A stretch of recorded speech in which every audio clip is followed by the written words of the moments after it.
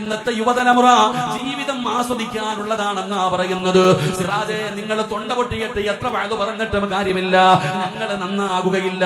ഈ ജീവിതം ആസ്വദിക്കാനുള്ളതാ, ഈ ജീവിതം സുഖിക്കാനുള്ളതാ. ഈ പള്ളി വഴു കേൾക്കാൻ വന്നിരിക്കുന്ന മാതാപിതാക്കളോട് ഞാൻ തെളിവ് സഹിതം നിങ്ങൾക്ക് പറഞ്ഞു തരാ. ഞാൻ വെറുതെ പറഞ്ഞതല്ല.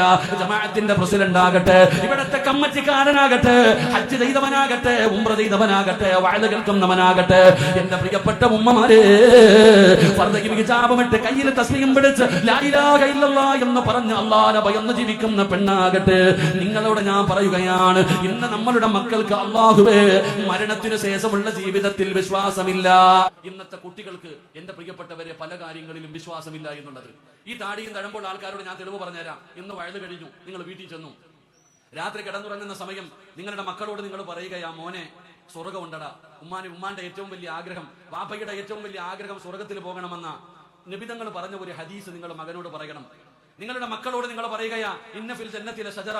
നബി സല്ലല്ലാഹു അലൈഹി വസല്ലമ തങ്ങൾ പറഞ്ഞു, സ്വർഗത്തിൽ ഒരു മരമുണ്ട്, പ്രത്യേകത ഒന്നുമില്ല, ഒരു സാധാരണ മരം, നമ്മൾ റോഡിൽ കാണുന്നത് പോലെ ഒരു സാധാരണ ഒരു തണൽ വൃക്ഷം.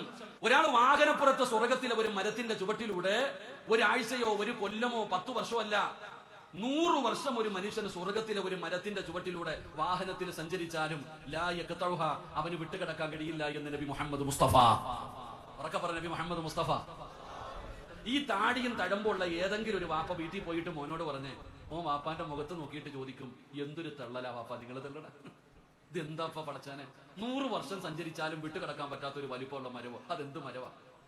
ഈ ഇരിക്കുന്ന താത്ത രാത്രി വീട്ടിൽ പോയിട്ട് കട്ടൻ ചായ വെച്ചു. ഉടനെ മോൾ ഓടി വന്നിട്ട് ഉമ്മ എന്ന് പറഞ്ഞ് വന്നപ്പോഴത്തേക്ക് ആ പാത്രത്തിൽ ഒന്ന് തട്ടിയിട്ട് കൈ പൊള്ളി. മോൾ ഇങ്ങനെ കിടന്ന് വിളിച്ചു പോകുമ്പോ ഉമ്മ പറയാ, മോളെ, നരകത്തിലെ തീയിലെ 70 അംശമാണ് ദുനിയാവിലെ തീ. ഉമ്മാന്റെ മുഖത്ത് നോക്കിയിട്ട് ആ 18കാരി ഇങ്ങനെ ചിരിക്കുന്നുണ്ട്. എന്താ അല്ലാഹ്, ഓക്ക് നരകത്തിൽ എന്തും വിശ്വാസം എന്റെ ഉമ്മ.